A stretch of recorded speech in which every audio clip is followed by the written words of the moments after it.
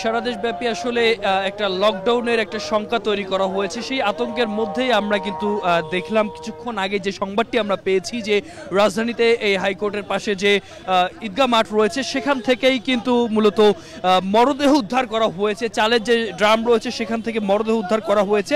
সেই সংবাদ পাওয়া মাত্রই কিন্তু আমরা এখানে চলে এসেছি এবং এখানে এসে আমরা যেমনটি এখন আপনারা ক্যামেরার লেন্সে দেখতে পাচ্ছেন যে এখান থেকে কিন্তু গলিত মরদেহ উদ্ধার করা হয়েছে। দুটি প্লাস্টিকের যে চাল সংরক্ষণের ড্রাম ছিল সেই ড্রামের মধ্যেই মূলত সেই মরদেহগুলোকে আসলে খণ্ড বিখণ্ড অবস্থায় ছিল এমনটাই আমরা জানতে পেরেছি। আসলে যিনি আসলে মরদেহ উদ্ধার করেছেন বা যিনি বের করেছেন সেখান থেকে তার সাথে আমরা কথা বলেছি। তার সাথে কথা বলে আমরা যতদূর জানতে পেরেছি তিনি আমাদেরকে বেশ কিছু বিষয় তিনি বলেছেন মূলত এখানে আসলে দুটি ড্রাম অনেকক্ষণ ধরে থাকার পরে আসলে ঠিক আতঙ্কের জায়গা থেকে কিংবা হচ্ছে আগ্রহের জায়গা থেকে খুলে দেখতে গিয়ে দেখেন যে সেখানে আসলে গলিত মরদেহ এই বিষয়টি এবং আসলে পরিচয় এখন পর্যন্ত শনাক্ত করা যায়নি। তবে যতদূর আমরা জানতে পেরেছি সেখানে লুঙ্গি সহ বেশ কিছু আলামত পাওয়া গেছে এবং মাথাটা দেখে প্রাথমিকভাবে আসলে ধারণা করা যাচ্ছে যে সেটি মূলত হচ্ছে একজন পুরুষ মানুষের মরদেহ এমনটা কিন্তু আমরা জানতে পেরেছি। ডিজাইন, এলিগেন্স, বিউটি, সেরা পণ্য সবার জন্য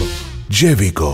এবং আমরা দেখেছিলাম যে সারাদিন ব্যাপী আসলে একটা আলাদা একটা তৎপরতা ছিল। সেই তৎপরতার জায়গা থেকেই কিন্তু সবাই কিন্তু সর্বোচ্চ অবস্থায় কিন্তু সোচ্চার অবস্থানে ছিল এবং সেই জায়গা থেকে এই জায়গাটিতে আসলে তেমন কোনো নিরাপত্তা বেষ্টনী ছিল না। এর অদূরে মৎস্য ভবনের যে মোড় রয়েছে সেখানে আমরা দেখেছি যে সেখানে আসলে আইনশৃঙ্খলা বাহিনী চেকপোস্ট থেকে অন্যান্য তৎপরতা ছিল এবং এর সামনেই প্রেস ক্লাব কিংবা অন্যান্য যে শিক্ষা ভবনের সামনে যে সড়ক রয়েছে সেখানেও ছিল, কিন্তু এই জায়গাতে আসলে সেইভাবে কোনো নিরাপত্তা বেষ্টনী ছিল না এবং এই জায়গাটিতেই আসলে দুটো যে ড্রাম ছিল সেই ড্রামের মধ্যে থেকে সেই মরদেহ উদ্ধার করা হয়। যেমনটি দেখতে পাচ্ছেন যে উৎসুক জনতা যারা রয়েছেন তারা কিন্তু এখানে ভিড় জমিয়েছেন এবং ঘটনার আনুমানিক সন্ধ্যা 6:30টার দিকে ঘটে এবং এর পরবর্তী সময়ে আমরা যে বিষয়টি দেখতে পেরেছি যে পুলিশের সিআইডির যারা ক্রাইম সিনে যারা রয়েছেন তারা এখানে এসেছেন এবং তারা সর্বোচ্চ তৎপরতার সাথে এখানে আসলে যে ধরনের আলামতের বিষয় রয়েছে সেই আলামতগুলো এখান থেকে সংগ্রহ করছেন।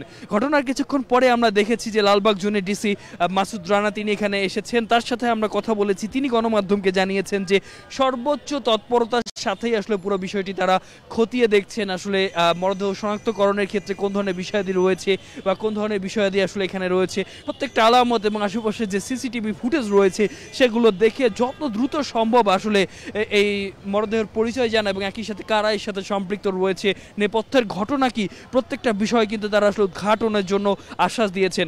একই সাথে আরেকটি বিষয় বলতে চাই, যেহেতু আপনারা জানেন যে দিনব্যাপী আসলে নিষিদ্ধ কার্যক্রম, নিষিদ্ধ রাজনৈতিক দল আওয়ামী লীগ তারা আসলে ঘোষণা দিয়েছিলেন যে আজকে লকডাউনের একটি ঘোষণা দিয়েছিলেন এবং তবু এরপরেও কিন্তু আমরা দেখেছি যে সারা দেশব্যাপী বা সারা শহরব্যাপী একটা গুমুট পরিবেশ বলবো না, স্বাভাবিকই ছিল আজকে জনজীবন এবং এই স্বাভাবিক জনজীবনে আমরা গতকালকে যেমন দেখেছি বিভিন্ন জায়গায় বাসে আগুন কিংবা ককটেলের ঘটনা, আজকে কিন্তু সেই অর্থে তেমন কোনো ঘটনা আমরা দেখতে পাইনি। তবে সন্ধ্যার পরে 6:30টার পরে আসলে মরদেহটিকে আসলে এখানে উদ্ধার করা হয় এবং উদ্ধারের পর এখন আমরা দেখছি যে বাংলাদেশ সিআইডি পুলিশের বিশেষ শাখার সিআইডির যে ক্রাইম সিন বা যে টিম রয়েছে তারা কিন্তু আজকে এই মুহূর্তে তাদের সব ধরনের আলামত এখানে সংগ্রহ করছেন। গণমাধ্যম কর্মীরাও ভিড় করছেন।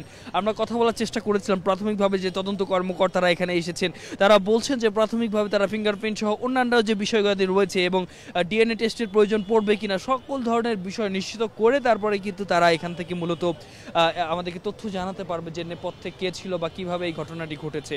তবে সারা দিনব্যাপী আসলে যে আতঙ্কের একটা অবস্থা তৈরি হয়ে গিয়েছিল সেখানে আসলে সন্ধ্যার পরে নতুন করে পুনরায় যেমনটি আমরা দেখতে পাচ্ছি এই মুহূর্তে আসলে উৎসুক জনতা যেমন এখানে ভিড় করছে, একই সাথে যেভাবে আসলে মরদেহটি উদ্ধার করা হয়েছে আমরা শুনতে পাচ্ছিলাম ঘটনা আনুমানিক 6:30টার দিকে আসলে এখানে আসলে আগ্রহের জায়গা থেকে যারা আছেন এখানে পথচারী তারাই মূলত হচ্ছে ড্রামটি খুলতে গিয়ে আসলে বিকট দুর্গন্ধ পান এবং সেখান থেকেই মূলত পরবর্তীতে যারা আইন শৃঙ্খলা রক্ষাকারী বাহিনী আছেন তাদেরকে খবর দেওয়া হয় এবং এর পরবর্তী সময়ে কিন্তু সিআইডি যে ক্রাইম সিন রয়েছে তারা কিন্তু এখানে এসে সম্পূর্ণরূপে একটা বেষ্টনী তৈরি করেছেন এবং সেই বেষ্টনী তৈরি করে সেই জায়গাটিতে আমরা দেখতে পাচ্ছি তাদের সব ধরনের আলামত তারা এখান থেকে সংগ্রহ করছেন।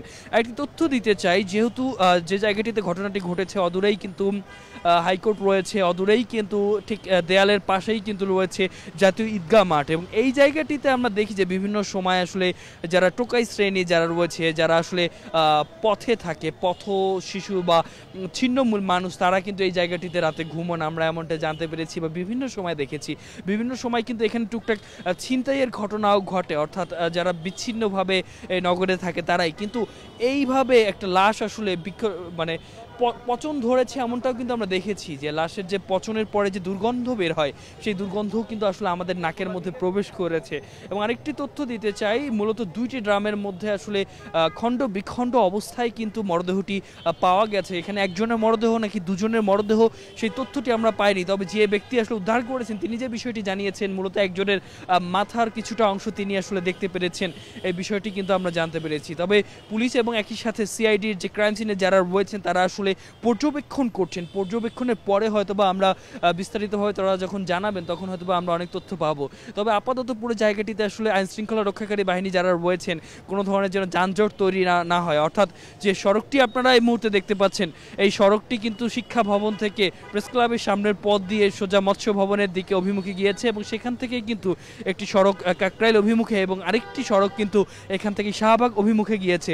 তো এই সড়কে যেন যানজট কোনো ভোগান্তির সৃষ্টি করতে না পারে, সেই জায়গা থেকে সর্বোচ্চ তৎপরতার জায়গাটি তারা নিশ্চিত করছেন। তবে এখন পর্যন্ত যতদূর আমরা দেখতে পেরেছি যে সিআইডি যারা কর্মকর্তারা যারা রয়েছেন তারা কিন্তু এখন পর্যন্ত পুরো বিষয়টি পর্যবেক্ষণ করছেন, এবং তারা যখন পর্যবেক্ষণ করলেই পরবর্তীতে আমরা বিস্তারিতভাবে আরও বিষয় জানাতে পারবো। তবে যতদূর দুর্গন্ধ বের হয়েছে, এটা থেকে প্রাথমিকভাবে ধারণা করাই যেতে পারে আসলে যে হত্যাকাণ্ডের ঘটনাটি ঘটেছে বা যেভাবে লাশটি সেখানে ছিল সেটা আসলে সদ্য সংঘটিত কোনো ঘটনা না, এটা আসলে একটি দীর্ঘ বিরতির, এমনটি আমরা ধারণা করলেও করতে পারি। তো এই ছিল আমার এখান থেকে সর্বশেষ। পরবর্তীতে হয়তোবা বিস্তারিত জানলে আরও আমরা জানাতে পারবো।